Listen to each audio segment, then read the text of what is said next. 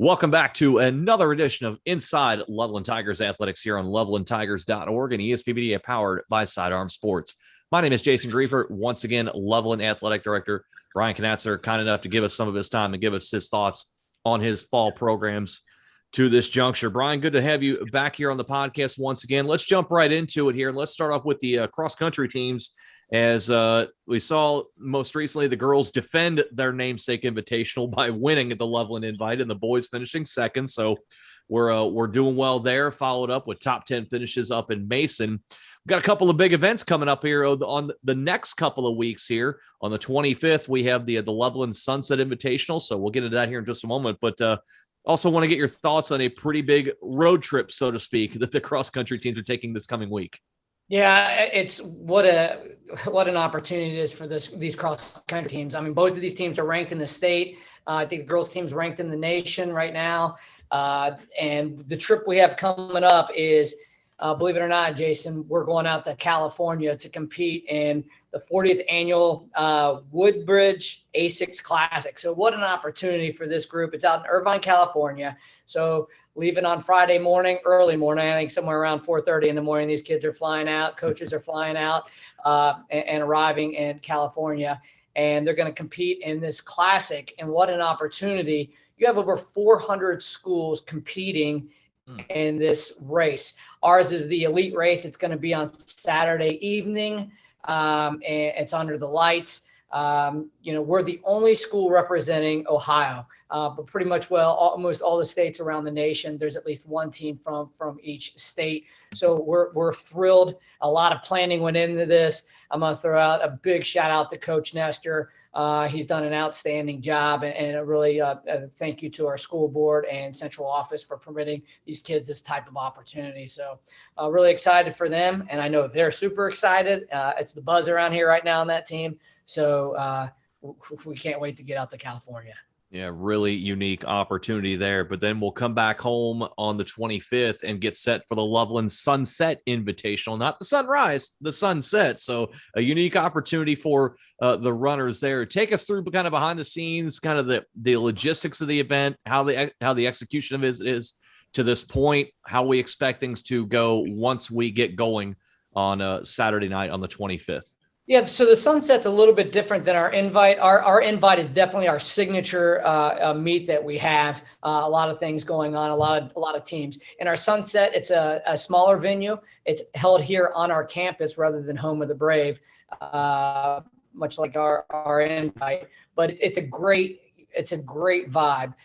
It's a Sunset, like you said. They finish in the stadium, so we'll have the blow up tiger head that they'll have to run through and complete their their race. The music from the stadium is going to be pumping. A lot of easy access points for all the visitors that are coming to watch their kids and their teams race. But it's a lot of fun. We did it last year, and really it's a tight sport. These coaches all know one another. They promote each other. It's a big competition. They all get together and help outlining the course here. So again, it'll be a lot of fun, and looking forward to hosting that. A Sunset cross country meet is a lot of fun. These kids love it. So thanks for asking. Yeah, absolutely, as they should. And always, who doesn't like running under the lights? A very unique opportunity, given that we're so used to firing off at 9 a.m. on Saturday morning. So finishing under the lights, pretty cool experience there. I'm sure that all the runners from across all the teams in our competition will enjoy that for sure. Let's switch gears. Let's move on to your golf teams here. And pretty big event coming up next weekend before we reconvene again. The ECC Championships coming up next week. Let's talk about the boys right now first. It was said that the championships on the 21st. The way the league has been shaping up here, it's looked like a 3-horse race all season long. You've got Turpin at the top. They're unbeaten. Of course, you took them on head-to-head and lost by 1 stroke. So, I mean, we're really splitting hairs there. We've got Lebanon, who's right there with you at 4-1 in the league. And, of course, the Tigers at 4-1 as well. So it's kind of those three. Kings is not far behind there at 4-2, but everybody kind of looking at it looks like it's going to be one of these three. Anyway, in either case, Loveland's going for a 4th title in the last 5 years here, and some really strong competition from around the ECC will be headed there to to try and dethrone Loveland in that instance. So I'm wondering, in that case, what is it going to take for the boys in particular to get the job done and bring home another league title? Well, I think Joe Janikowski's got to play his game, right. He's our senior. He's been with this program ever since he's a freshman. Matthew Geist has been on the varsity team for 2 years. I think we're going to need the best out of those two, and they're going to lead. Anthony Moran and Ben Curlin, who's always been in the conversation as well. A couple of young guys. So I think those young guys are going to have to step up a little bit, and the seniors are going to have to lead the way. We had a great senior night, Jason, last week. Teeing off, introducing the kids as they walk up to the tee. The families make great posters and balloons and you name it. It was a fun event versus Lebanon. And I just want to throw that out that they did an outstanding job, parents and kids. But you're right. It's one stroke away from Turpin. It's going to be a battle at Grizzly. And how about that? I feel like we just got started and we're already talking about the ECC championship. So yeah. We're right in the conversation. 4-1 in the ECC, 7-1 overall. We actually head out on Monday today at the Altar Invite and kind of continue to strengthen our game. But the boys are going to be right there, and that's what it's going to take. We're going to have to play a little bit outside of ourselves and hold on to that title. Over on the girls' side here, the girls also have the ECC championships coming up on the 23rd out at Walden Pond. They've got matches in between those set up with Lebanon and Middletown out at Hickory Woods there. We're coming off of a really nice result against MND, so we like that momentum going into the final week here before we head to the ECC championships on the 23rd here. With the matches with Lebanon and Middletown here, are these going to be more about fine tuning before we head to Walden Pond? Or maybe with Lebanon, are we still going to make sure we're putting our best foot forward here, focusing on that event in particular to try and get another league win heading into the ECC championships on the 23rd? Well, certainly they got to stay grounded and try to get that win, right? And I think that's what they're going to do. But as you mentioned, Amy just came off her best game ever last week, 41 at Hickory Woods, medalist at the MND, and Caroline Sproul, who averaging a 52, actually shot a 46 over that. So continues to improve. We got Kristen Dygert and Maya Stokes. Their games are getting better. They're going to focus on their game. They're going to fine tune, and they're going to give it their best shot at this ECC championship here in the next couple of weeks. So their games are getting stronger. They're getting better. They're exactly, I think, where coach wants them to be, and that is improving each and every time. Control what you can control, and that's your game. And these girls are doing that, and they're getting better and better. They've taken strokes. I think it average of 5 strokes off their game from last year. So that's what they can control. That's the improvements that they're making, and that's the expectation, is that maybe we can take another stroke off or another stroke. Absolutely. And the unfortunate thing with golf is you can't play defense. You can't do anything to try to disrupt things on the other side. So you, as you said, can control what you can control, and they're doing a fine job of that, heading in the right direction, headed towards the ECC championships. And you can say the same thing about your tennis team as well. They're sitting in 3rd right now in the league. They've won 3 out of 4 going into this week, with slated matches coming up every day this week, all the way up until the weekend, where they'll get a little bit of a breather before taking on Mount Notre Dame next Monday here. But we also have the ECC championships, as I said, on the 21st coming up. Turpin and Milford have been the superior programs in the league thus far in the season. But we talked last show about your top doubles team and what they've been doing and how impressive they've been. Also seeing as well, your singles are really coming together here and really improving their games as well here. Are we seeing an instance here with this Tigers team? Well, is there a peaking there? Yeah, I mean, what a week we had last week, right? Yeah. Very, very strong showings. And you're right, Josie Early, Ryan Eversole, the doubles team. Again, we pride ourselves on having, multiple sport athletes, and that's exactly who those kids are. They understand angles, they understand competition, and they want to win. And I think they kind of elevate, for sure, our second doubles, Beasley and Klosterman with wins as well this week. A lot of fun. They are competitors. And if you look across the board in our singles, and we've been kind of rotating our singles courts around, but with Sarah Hyatt, Grace Hott, Allie Gender, all posting wins this past week. They're improving. We're sitting right around 500 with all of a sudden these improvements. You're right. We're starting to cycle back around or finish out this season. We got Seton, Lebanon, Kings coming up, Summit as well. So we got plenty of opportunity to still grow, to still get better, to still, rally around one another. And I think that's to your point. That's what we're seeing. We're getting stronger and stronger. A little bit of a slow start, but I mean, it's the postseason that is the most important, and that's now we're heading, or we're leaning in that direction. So I'm thrilled for these girls, and we're excited to watch some tennis. We've got senior day coming up real soon too, this week on Tuesday. So celebrate those seniors. I'm looking at the way this run has set up for this tennis team, and we look at the ECC championships, and we're going for a three-peat here. We're trying to make it a third straight league title here for the Tigers here. But with the way especially Turpin has just seemingly tried to run off and hide from the rest of the field, if you will, and Milford has been very, very good as well. Do you feel like perhaps your team's in a position where they're maybe flying under the radar here a little bit, even though they are the two-time defending league champs, and can maybe, if the draw breaks correctly, can get in there and win another title in a year where maybe they're not expected to do it?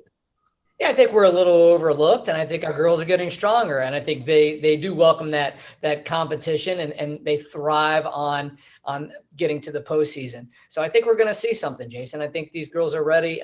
They're going to fine tune it, and we'll see once that postseason gets here. And hopefully when we reconvene on the next podcast, we'll be talking about a third straight championship for the tennis team. Hopefully that comes to pass here. Let's move gears on to the pitch here. Now let's talk about your boys soccer team. Right now sitting as one of only 3 unbeatens remaining in the ECC. So that's certainly a good news there. You got the 1-1 draw against Turpin.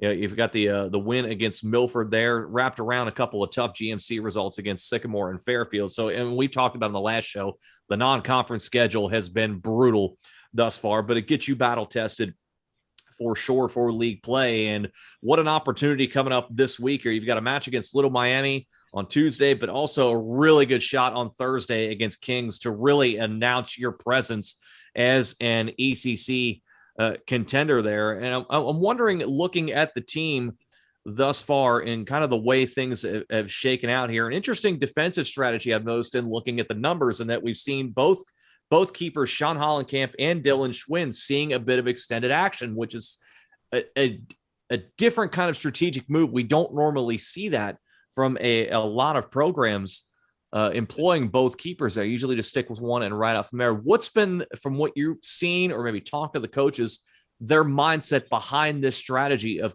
trying to keep both keepers in there and as fresh as possible? Well, both of those two are completely different keepers.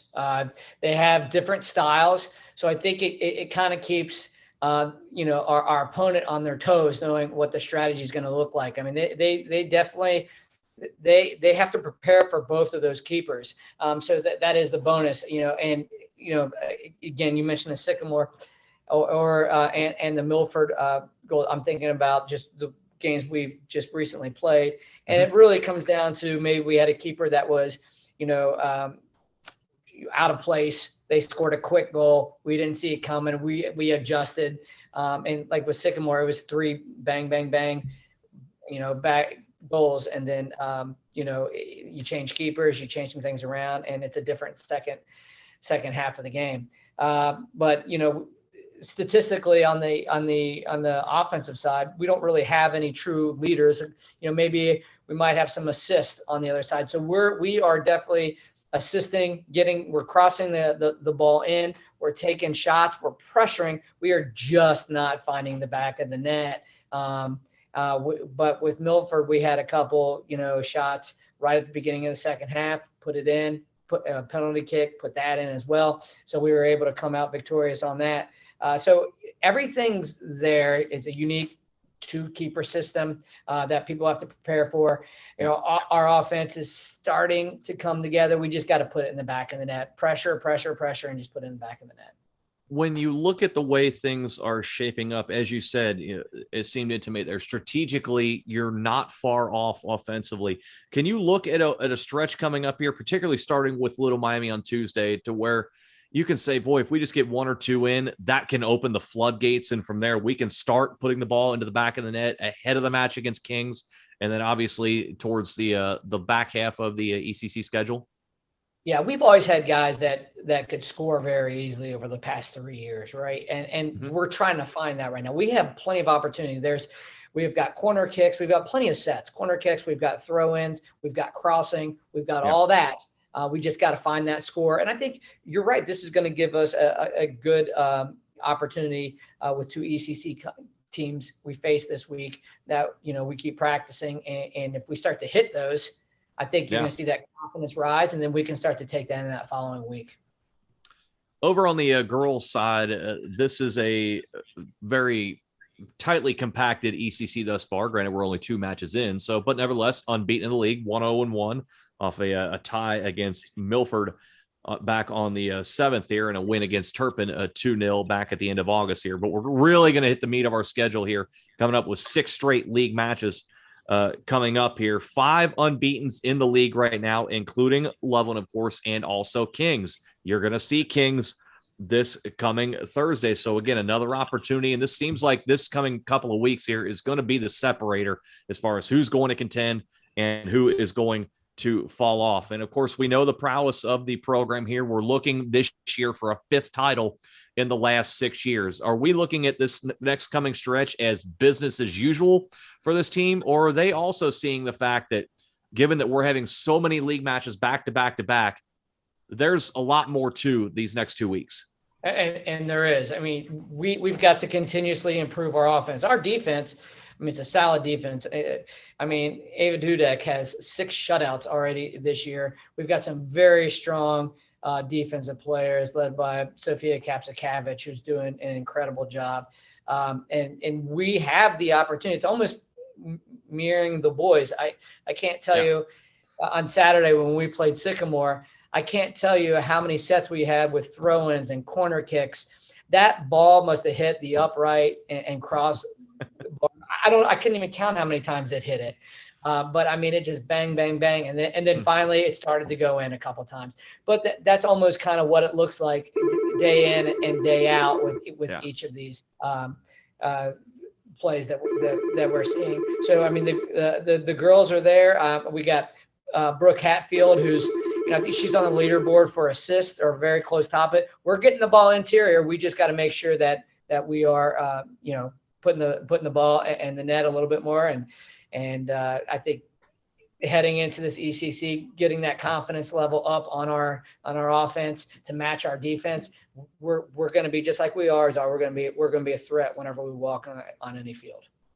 And a long way to go in the season as well to try to chase down that 5th title in the last 6 years. But again, by the time we reconvene again, we're going to have a pretty good idea if that is a viable opportunity. But I got to take care of business these next couple of weeks. Let's switch gears and let's talk about volleyball, because they also have a very important stretch coming up here with 5 league matches in the next 2 weeks. And the way things are standing right now in the league, 4 of those 5 matches are against teams at the bottom of the league. So a real good opportunity here to pile up some of the wins.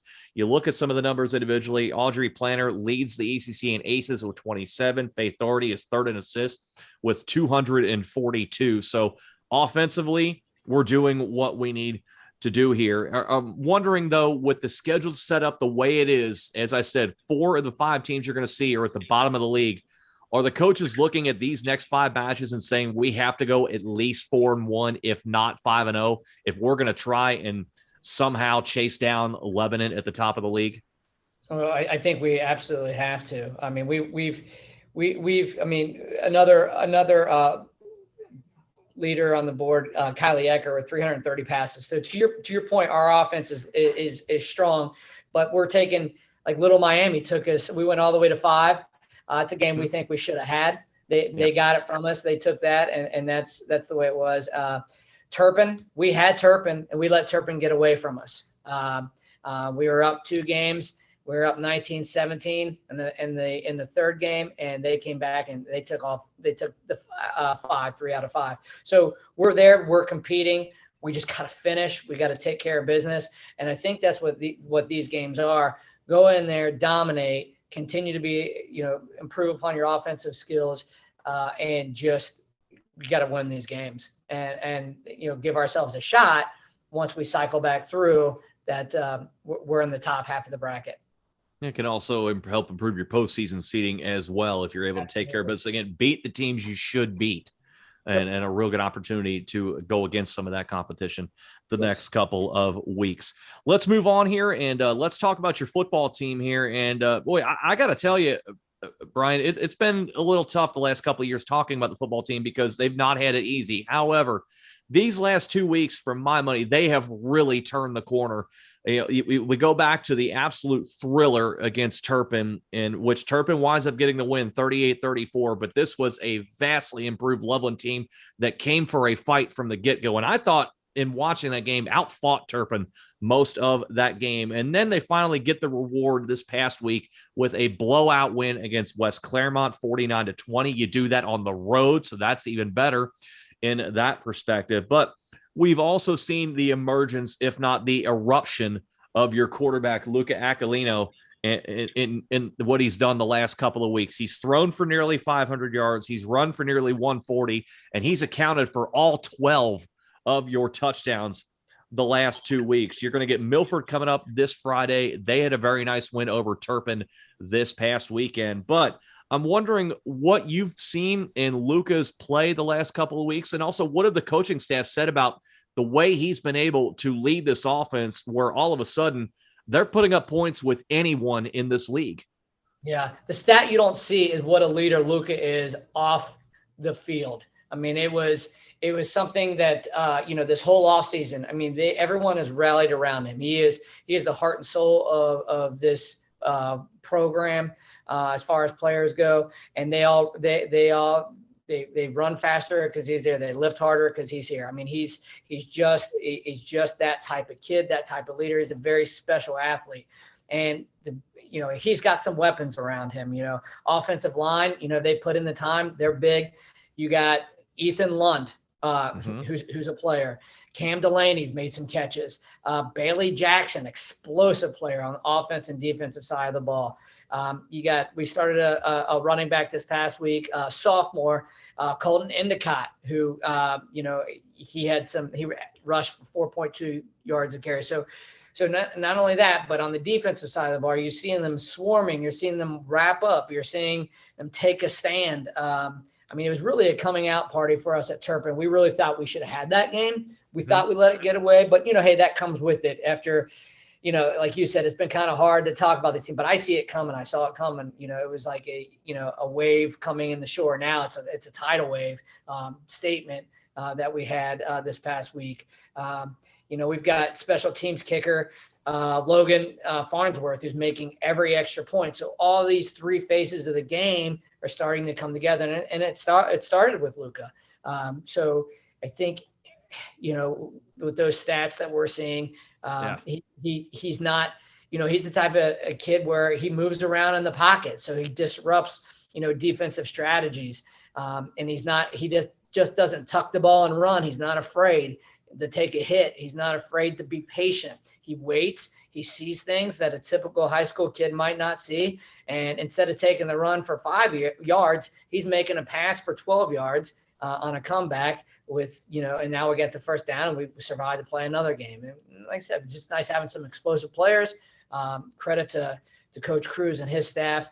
I feel like we're finally there. We saw it coming, but now you can see it. And I think we made a statement, and we are really excited to host Milford, who, again, it's how tight the ECC football is. I think you look across the board, nearly every game is by one possession. Yeah. So, we see, obviously Milford got the best of Turpin. We see we're very close to that. We've improved from week to week here. A lot of confidence. It's a big event here coming up this Friday too. It's first responder military night. So we got We got the ball coming from a guy carrying it from jumping out of a plane. We've got, it'll be a standing room only here. We're really excited for this opportunity. We'll compete. We'll compete with Milford. It's going to be a great battle for the bell. Whoever wins gets the bell. It goes from one school to another. And they've had it for the last couple of years. It's time to get that bell back. It's time to ring that bell at the end of the game. So we're excited to host. We're excited for our team.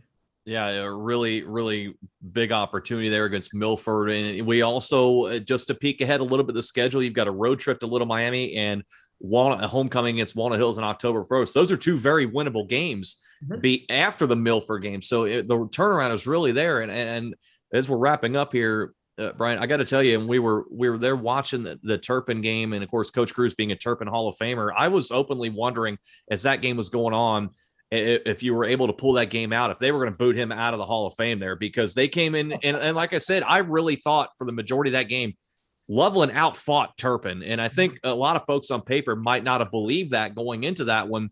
But I'm wondering from that perspective, what has changed going into this year? And I know you said you saw it coming towards the end of last year, that now Coach Cruz does have these kids believing every single week that when we're in the league, we can play with anyone. Yeah. It's building a culture. You have to get everybody buying in to the same vision, and that's play by play, day by day, game by game. And it's taken some time. And these kids are all in. They don't miss. They're all in. They're working out. They're lifting. They're at practice. They don't make excuses. That's what culture is about. They put it on their back. It's a shared experience, and that is what we have. And it is fantastic to see the fruits from that labor starting to grow and surface. So that's what it takes. It's a culture. It takes, the old saying is what, 1,000 days to change a culture, I think, is the old West Coast, a book, Walsh's book. We're there, so that's what it starts. Once the culture's there, the scoreboard will eventually take care of itself. And we know we also have great support from the Loveland community that will be out in full force against Milford this coming Friday night for first responders and military night. Brian, another great episode with a lot of great stuff right here. It's good to feel this momentum just continuing to build as we move forward into and towards the month of October. And again, we really appreciate your time here today. Yeah. Thanks for having me. Good luck to Tiger Nation. Come out and support. That is Loveland Athletic Director Brian Conatser joining us once again for Inside Loveland Tigers Athletics here on lovelandtigers.org and ESP Media, powered by Sidearm Sports.